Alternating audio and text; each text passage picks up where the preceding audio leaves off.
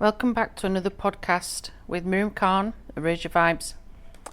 This particular podcast is quite a serious topic, and I'm sure it's going to raise some controversial heads, perhaps upset, annoy. Perhaps quite a lot of people do discuss their particular points of view on this, which you're quite right to do so. It's about the Taliban. You can hear in my voice, it's not a topic I feel comfortable discussing, in the sense that it's a topic that has upset a lot of people across the world, in particular myself, because my family roots, the language anyway, comes from Afghanistan. It's partly Persian, it's partly a mixture of various dialects, Dari, Farsi, Persian, and it's called Pashto. And Pashto is a language that is very rarely spoken. There is different dialects to it. My family hereditary, ethnic roots because I'm from England personally, but my ethnic roots, my family hereditary roots, are from the northwest frontier of Pakistan, Afghanistan. The language is spoken heavily in Afghanistan, and obviously over at some point in time, some of our ancestors have crossed over the border for various reasons to live not far from Afghanistan due to civil war and due to outbreaks and things like this going on. Now, we all know records of the Taliban. We have plenty of knowledge of who they are. What's more disturbing is the fact that for a long while there was peace, and now it seems that that is not the case. I'm always very, very careful when I read the news and I watch the news. I'm very selective in which particular channels I watch or I listen to. To be honest with you, I don't watch much television at all. It's something that I've switched off from because I am selective, again, like I said, about what I watch, what I hear, but also, thankfully, due to the fact that I can hear and listen to and respond in different languages, it gives me the tenacity and the advantage point of understanding what somebody's saying when it is dubbed over. Some news channels, they have the propaganda, they have the media, they have the bias, and sometimes when they're translating, it's not actually what that person said. So sometimes I am very, very, very, very meticulous about what that person has said, and I will pull something apart because I understand the tone and the content of what that person is saying. And at times, certain news outlets, as you'll know, in certain presidential elections and so on, are very biased. Okay, so I am very careful when it comes to this. Now, a couple of days ago, a colleague of mine passed on a very disturbing news clip, which I'm going to discuss in this particular podcast, and that is due to the fact that the Taliban are doing various things to certain people, but in particular to girls, and in particular to girls being used as like wives for the fighters, which I'm going to go on to in a little while. That to me is disturbing, but like I said, I'll come back to that in a little while. Okay, the first thing that is clear is that already just in the last couple of days, quite a lot of families are having to move across borders, having to move across cities. They are leaving their homes, they are leaving their families, they are leaving their belongings, and basically they have whatever they have on the back, and they've run. Okay, and they've done that because of the fact that they're not safe. They're trying to protect their children, they're trying to protect their generations, they're trying to protect their future. There's been quite a lot of journalists, Afghani journalists, going and reporting on these issues because it is a problem. It is a big, big, big problem. Okay, these particular people, this particular group of people, are going against the tide again. They're showing their dominance, or trying to show their dominance. They're trying to show their power as they are surging across Afghanistan, and they are trying to take control again. The impact of that, though, is on the people and the lives of the people around the Afghanis. I'm an author. One of the second books that I published was actually to do with this very topic. I have analysed Khalid Hosseini's The Kite Runner, and the Taliban is prominently, heavily mentioned in that particular book. If you haven't read it, go ahead and read it. Beautiful story. Very, very interesting story. But it does focus on this concept of power and conflict and control. And it's something that unfortunately we are seeing again happening in Afghanistan. You know, we thought we'd had a quiet, peaceful sort of situation occurring. You know, and we thought that lives could go back to normal, inverted brackets normal. You know, whatever normal might mean to you. And unfortunately, what we're seeing now is, you know, things are collapsing again. Okay, and certain individuals, certain groups are trying very hard to take over. Okay, now don't get me wrong, political forces, armies, they're doing the best that they can. The soldiers within the Afghanistani groups are doing the best that they can to try to control and combat this situation. But it's very, very difficult when you're dealing with, you know, terrorists that have got quite a bit of a reputation, and they are fierce.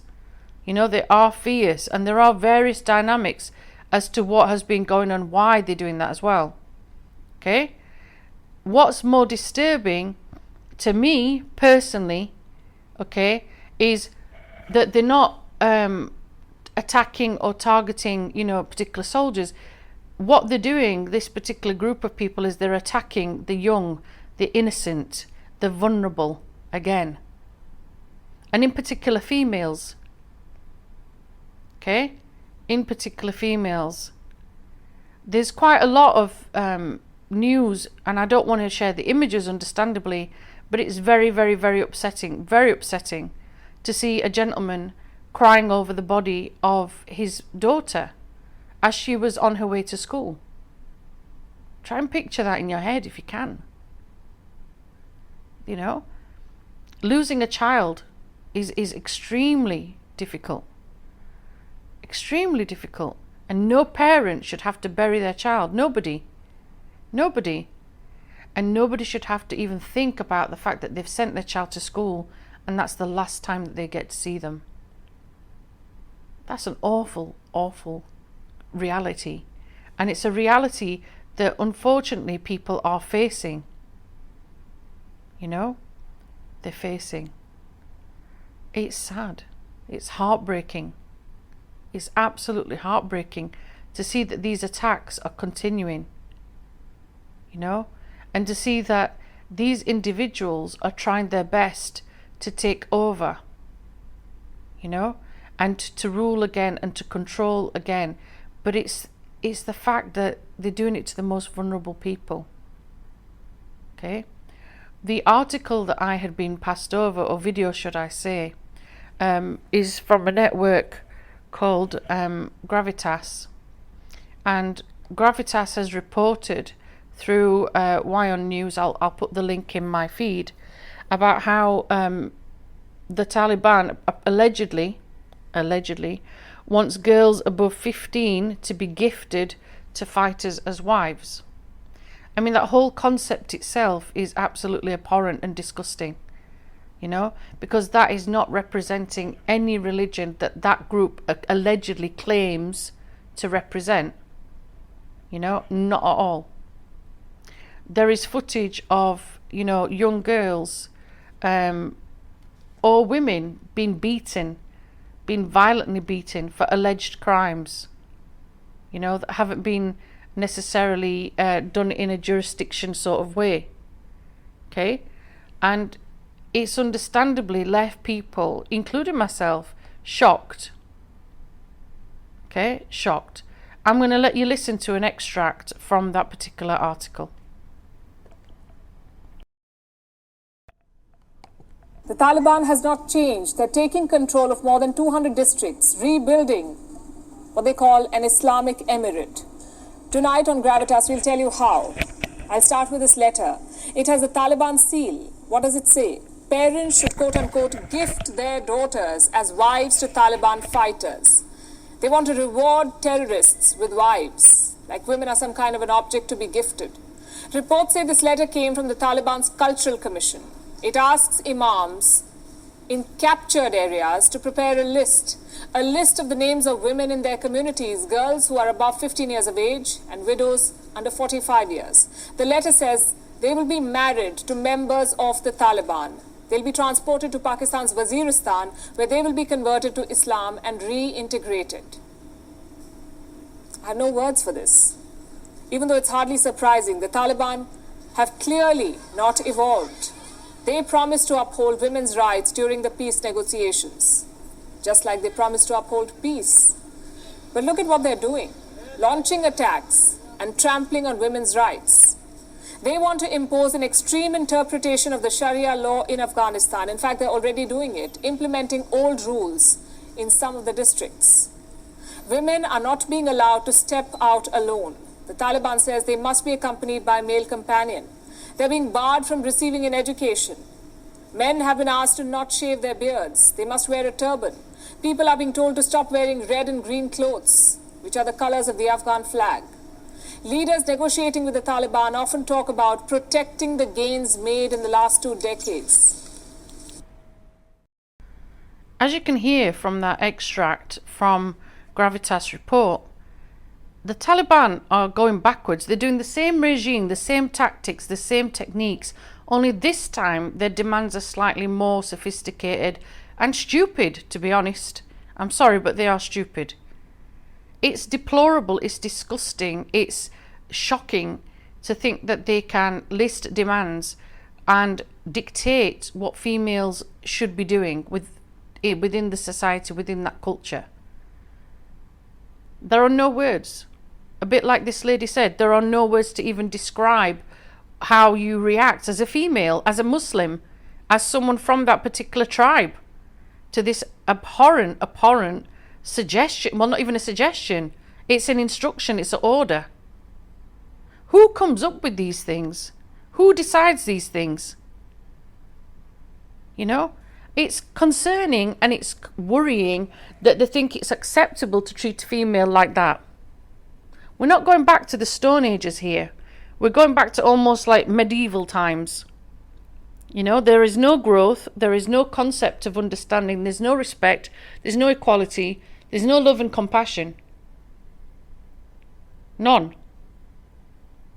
It's hard enough for a female to be able to go to school and get educated in the first place in countries like that. Money's an issue. Family dynamics are an issue. Culture, tradition is an issue. Sometimes the mindset of your family is an issue. You know? Forget the money side. Forget all the concept of travelling and getting there. That's a side issue. I happen to be the second female only ever in my whole family to have gone to finished high school, gone to college, and then gone to university. My aunt was the first female ever to go to university and become a dentist. I'm the second. And what I did in my particular life is I made sure I went back several times. I went back to university 4 times. I enjoyed it so much, obviously. But I did that because I pushed myself to be, further educated, further integrated. I know I'm smart, mashallah, as we say. I wanted to better myself. I wanted myself to have the opportunities that I knew I wasn't always going to be able to get. I went to university the 3rd and 4th time in my late 30s because you can go to university anytime you want. That's a concept that people forget. These individuals, these girls, they'll never get that chance. Never. If the Taliban take control, if the Taliban are permitted to continue with these acts of treason, these acts of, barbaric times, barbaric thinking, we're in for a shock. We're in for a big shock. And it's the most vulnerable people in our society that worries me. We have to protect our community. We have to protect the most vulnerable. Okay, we have to protect our rights. We have to protect our honor and we have to protect our watan. Watan is your group, your family, your culture. Some individuals, as I've seen, they've moved across the borders, understandably so, very, very quickly. They've left everything behind. They know what's coming next. But it's got to be stopped. It's got to be stopped. Here's an extract again from the voice recording. They say that Afghanistan has come a long way since the fall of the Taliban in 2001. But in the past few weeks, Afghanistan has been pushed back again. The gains are slipping away as the guns ring louder. It is amply clear that the Taliban want power by force. They want to bring back the Islamic Emirate of Afghanistan. This was the name that the Taliban used for this country when they controlled Kabul from 1996 to 2001, the Islamic Emirate. It's quite clear that what the Taliban are doing is obviously instigating and installing fear, and it's working.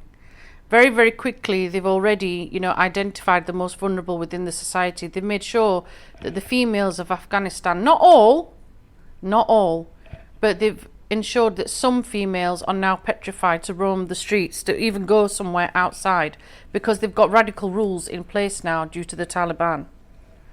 What are we going to do about this? How can we get through this? How can we support? How can we help? These are things that I'm sure we're going to be, looking at in another podcast, because right now I don't think we have the answers.